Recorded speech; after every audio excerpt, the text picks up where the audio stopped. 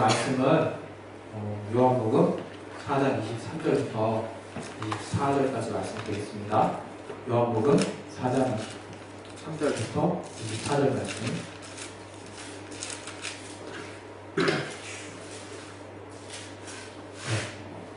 우리 찾으셨으면 다시 한번 합독하겠습니다. 시작. 아버지께 참으로 예배하는 자들은 신령과 진정으로 예배할 때가 오나니 곧 이때라. 아버지께서는 이렇게 자기에게 예배하는 자들을 찾으시느라. 하나님은 영이시니 예배하는 자가 신령과 진정으로 예배할지니라. 이 시간 우리 기도하실 때 정말 하나님께서 또 내 영혼에 이 말씀을 통해서 주시는 또 은혜를 내가 잘 받을 수 있도록 집중해서 받을 수 있도록 도와달라고 우리 짧게 우리 기도하겠습니다. 하나님 아버지, 오늘도 말씀을 통해서 우리 모두에게 은혜를 주시옵소서. 아버지, 말씀을 전하는 저에게나 또 말씀을 또 받는 우리 모든 진리로 자유한 교회 성도님들에게 하나님의 은혜와 또 하나님의 넘치는 또 사랑이 임할 수 있도록 도와주시옵소서. 우리가 아둔하여 우리가 정말 원수의 방해를 받지 않도록 아버지 깨닫게 해주시고 깨어있을 수 있도록 도와주셔서 주께서 오늘 우리에게 하시는 말씀을 우리가 잘 받을 수 있도록 아버지 도와주시고 주시옵소서. 주 예수 이름으로 기도했습니다. 아멘. 오늘은 예배에 대해서 이렇게 같이 나누는 시간을 갖도록 하겠습니다. 우리가 지금 드리는 것이 예배죠. 우리가 매주 하나님 앞에 예배를 드리고 있는데요. 오늘은 천국문을 여는 예배라는 제목으로 우리가 같이 하나님의 말씀을 듣기로 하는데요.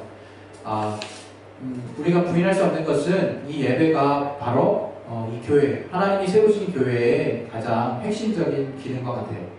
그래서 이 예배를 통해서 우리가 하는 일은 무엇인가 하면 바로 하나님의 이름을 섬기고 그 하나님의 이름의 영광을 돌리는 어떤 그런 우리의 믿음의 행위를 통해서 하나님이 또 우리에게 은혜를 주시고 또 하나님은 또 우리에게 또 우리의 기도를 응답하시는 어떤 그런 귀한 조화가 있는 시간이 바로 예배입니다. 인간의 몸으로 따지자면 머리도 중요하지만 또 심장도 중요하죠. 이렇게 심장에서 피를 공급해주지 않고 뛰지 않으면 그 사람은 이미 죽은 것과 같이 정말 하나님이 우리에게 예배를 명하신 것은 바로 우리에게 심장과 같은 핵심적인 기능 역할을 하는 그런 것과 같습니다. 그래서 우리가 예배에 참여할 때는 정말 그 어떤 시간보다도 정말 경건해야 하고 또 하나님을 만나는 그 감격과 또 그 하나님을 기대하는 마음으로 가득 차야 합니다. 우리가 이 예배 시간을 가끔 이제 혼동할 수 있는데요. 이 예배는 계속해서 강조하지만 우리가 하나님을 정말 만나야겠다라는 필요에 의해서 생긴 것이 아니라는 거죠. 이 예배는 정말 하나님이 먼저 우리를 만나주시기로 작정한 것과 같고 이 예배를 통해서 하나님이 정말 우리에게 정말 신령한 것들을 공급해 주시고 우리의 삶의 문제들을 정말 해결해 주시는 것입니다. 그래서 우리가 이 예배에 성공했느냐 실패했느냐가 정말 대단히 우리에게 중요한 거예요. 단순히 그냥 이 예배 가운데 그냥 우리가 오늘도 이번 주일에도 예배 드렸다 그러니까 난 됐다 이게 아니라 사실상 이 예배라고 하는 것이 정말 하나님을 만나는 순간이요, 사실상 이 예배라고 하는 것이 하나님의 은혜를 직접 내 영에 받는 순간이요, 이 예배가 바로 하나님의 얼굴을 배웠고 영광 가운데 기쁨을 내 안에 가득 채우는 순간이기 때문에 나의 준비와 하나님의 역사가 정말 동시에 이루어지는 역사적인 순간이라는 거죠. 그래서 이것을 어떻게 표현할 수 있냐면 우리 인간이 가장 인간으로서 고귀한 대접을 받을 수 있는 그러한 순간이 바로 예배의 순간입니다. 우리가 다른 곳에서 사람들에게 높임을 받는다고 또 우리에 속한 어떤 공동체 안에서 우리가 정말 칭찬을 받는다고 여러분이 거기서 큰 만족을 얻을 것이 아니라는 거죠. 사실은 어찌 보면 우리 크리스찬들에게 매주 진행되는 것이기 때문에 또 수요일 날에도 이루어지기도 하고 어떤 경우에는 또 금요일 날 이루어지기도 하고 이렇게 일주일에 여러 번 이루어지는 이 예배의 시간들 때문에 그 감흥이나 어떤 습관성 때문에 어떤 그 감동이 떨어질 수 있어요. 그러나 분명한 것은 하나님이 이 예배의 순간에 자신을 낮추셔서 우리 인간을 만나주시는, 반대로 우리 인간이 하나님을 만날 수 있는 가장 최고로 높임을 받는 순간이라는 거예요. 그래서 우리가 이 예배를 접하는 우리의 자세나 우리의 하나님을 향한 믿음의 정말 모습은 간절하고 분명해야 된다는 거죠. 이 예배는 헬라어로 프로스퀴네오라고 해요. 프로스퀴네오. 예, 이 뭐 헬라어까지 알 필요는 없지만 이것은 이제 어원적으로 어떤 의미가 있냐면 하나님의 얼굴을 뵙다, 입맞추다 이런 뜻이 있어요. 입맞추다는 것은 바로 이제 우리도 잘 아는 바와 같이 고대 로마 우리 배경으로 나온 영화를 가끔 보면 전쟁에서 승리한 이제 장군을 이제 개선 장군이라고 하잖아요. 그 개선 장군이 도시를 마차를 타고 막 활보를 하면서 그 승전보를 막 시민들하고 함께 나누죠. 그리고 최종적으로 왕이 있는 그 시저가 있는 그 왕 앞에 가가지고 그 앞에서 이제 딱 내려가지고 왕 앞에서 무릎을 꿇고 손등을 딱 올리죠. 그리고 왕이 거기다가 입을 맞추죠. 그때 그 정말 개선 장군은 해야 할 일이 왕에게 보고를 합니다. 이러이러한 이렇게 승리했다. 그리고 전리품으로 이런 것을 얻었다. 이렇게 얘기하는 거죠. 이것이 바로 주님이 우리에게 요구하시는 예배의 어떤 형태, 예배의 모습과 같다는 거예요. 바로 예배는 승리한 자들, 믿음으로 승리한 자들이 드릴 수 있는 것이 바로 예배라고 하는 거예요. 믿음에는 어떤 정말 우리 인간의 공로나 인간의 어떤 노력과 수고가 필요가 없어요. 오직 정말 주님이 이루셨다고 하는 그 공로를 철저히 믿고 그 믿음의 원칙대로 우리가 한 주를 순종하며 나아가느냐가 대단히 중요한 거거든요. 그래서 현실의 삶에 있어서는 도리어 반대로 나갈 수가 있고 때로는 뭔가 현실의 삶에서 정말 맞지 않는 삶이 벌어질 때도 있어요. 그러나 나의 영과 또 내가 주님의 말씀에 정말 그 말씀을 근거로 삶을 살았다면 그 한 주일 우리는 승리한 겁니다. 그리고 우리는 그 하나님 앞에 그 어떤 전리품보다도 가장 강력하고 고귀한 믿음의 선물을 드릴 수 있는 거예요. 우리 신앙생활을 한다는 것은 하나님이 기뻐하는 것을 찾는 거거든요. 그래서 히브리서 11장에도 믿음이 없이는 하나님을 기쁘시게 할 수 없다고 말하고 있죠. 다른 말로 우리가 신앙생활을 한다는 것은 하나님이 기뻐하시는 것을 쫓아가는 거예요. 근데 그것을 가장 정말 대표할 수 있는 것은 바로 우리의 믿음이라고 하는 거죠. 믿음. 그래서 여러분이 알아야 되는 것은 우리의 신앙을 하나님 앞에 봉헌해야 된다는 거예요. 우리의 신앙을. 다른 것도 하나님이 정말 귀하게 여기시지만 가장 중요한 것은 하나님을 향한 나의 사랑과 하나님을 향한 나의 믿음과 또 하나님의 말씀을 향한 정말 나의 온전한 순종하는 그 마음, 그 하나님을 온전히 섬기고자 하는 그 하나님을 향한 신앙을 우리가 봉헌해야 하는 것이 바로 예배입니다. 그 예배를 통해서 우리는 하나님을 만날 수 있는 거예요. 우리가 이렇게 하나님을 만나는 그런 삶을 통해서 우리는 한 주일을 주님의 인도한 가운데 평안 가운데 살 수가 있는 거죠. 그래서 정말 이 예배 가운데 정말 이루어지는 이 정말 우리의 온전한 신앙이 겸허히 여겨지지 말았으면 좋겠어요. 막 대충 여겨지지 말았으면 좋겠어요. 하나님 정말 세상의 어떤 정말 조직체 안에 어떤 또 행사 안에 정말 내가 너희처럼 한번 뭔가 영광스럽게 한번 나타내 볼까? 라고 만약에 우리에게 경고하신다면 보니까 어제 뭐 자정 기회가지고 어제인가 오늘인가 잘 정확히 모르겠는데 무슨 싸이가 무슨 젠틀맨 해가지고 공연 시작했더라고요.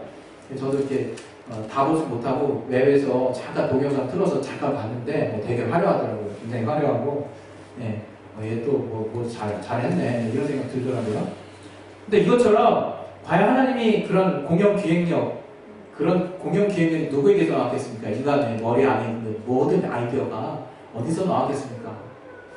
하나님의 영광 가운데 우리 안에 드러내시면 우리는 그 찬란함 때문에 경건함과 엄숙함과 그분을 향한 어떤 존경하는 마음이 절로 들 거예요. 절로. 그러나 그것은 하나님이 원하시는 방법과 길이 아니라는 거죠.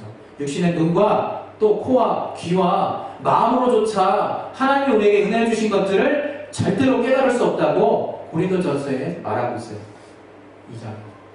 이것처럼 우리가 하나님을 알 수 있는, 하나님께 나아갈 수 있는 유일한 길은 바로 성령이라는 거죠. 하나님의 영이라는 거죠. 하나님의 방법이요 하나님의 것이라는 거죠. 그래서 우리가 은혜로 알게 하신 것들을 오직 성령으로만 깨닫게 하신다고 고린도 2장 12절, 13절 쭉 얘기하고 있어요. 정말 우리는 정말 분명히 깨달아야 되는 거죠. 아, 내가 하나님을 마음으로 알려고 그랬구나. 내가 하나님을 감정으로 알려고 그랬구나. 내가 하나님을 보려고 하진 않았지만, 들으려고 하진 않았지만, 정말 최소한 내 마음으로도 알지 못한다고 말씀하신 그 말씀을 내가 초월했구나. 예. 우리가 하나님을 만나는 것이 바로 예배인데, 예배 순간 우리가 하나님 앞에 하나님이 우리를 만나주시는 정말 귀한 말씀을 오늘 본문에서 하고 계십니다. 오늘 본문에서 이 사마리아 여인에 대한 얘기죠, 사실은. 사마리아 여인이 이제 물을 길러 왔어요. 요한복음 이제 4장 앞부분부터 보면. 그때 예수님이 물 좀 달라고 그러시거든요. 그때 사마리아 여인은 이상하게 생각했어요.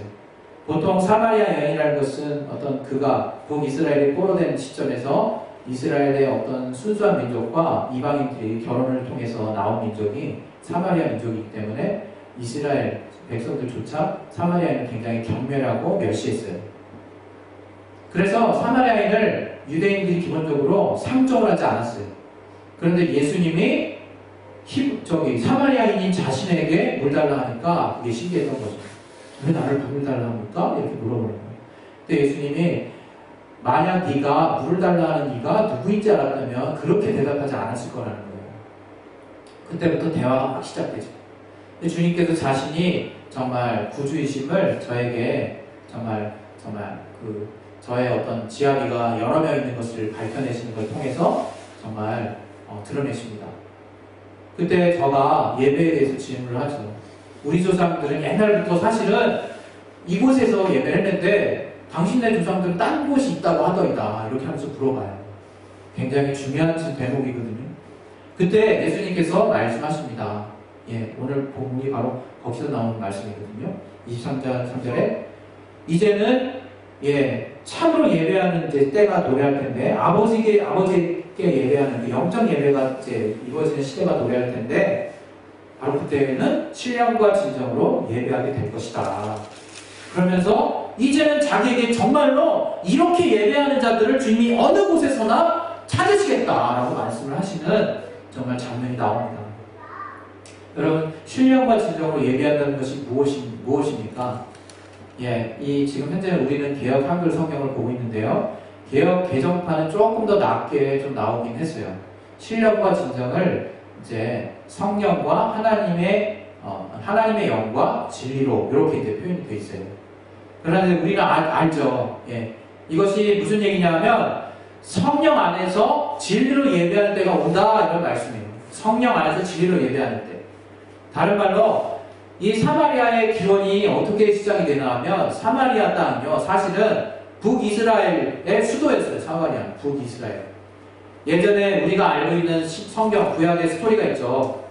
원래 이스라엘은 한 나라였죠. 한 나라 12지파가 하나가 된 나라.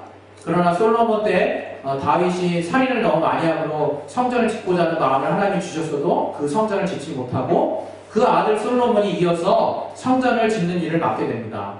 그리고 그 성전을 짓는 일을 하는 바람에 많은 노역을 정말 이렇게 동원을 해야 됐어요.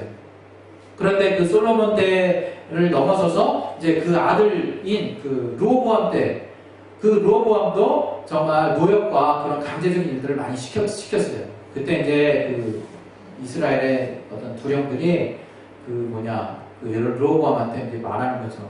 우리에게 당신의 아버지 때 이렇게 심한 노역을 시켰는데 당신을 조금 완화시켜달라고. 그때 르호보암이 아주 심한 말을 하죠. 나는 아버지보다 더 심하게 너희를 부리겠다. 이제 이런 말을 해요. 그때 이제 마음이 상한 정말 두령들과 함께 나머지 유다와 베냐민 지파를 제외한 나머지 10지파가 북쪽으로 올라가 버립니다. 그래서 급기야는 하나님께서 약속하신 예루살렘의 성전에 내가 있겠다. 그곳에 내 이름을 두고 너희가 그곳을 향해서 기도하면 내가 응답하겠다고 하는 그 약속을 무시하고 10지파가 북쪽에 올라가서 베델이라고 하는 곳에 수도를 정하고 그곳에 성전을 세워서 그곳에서 예배를 합니다.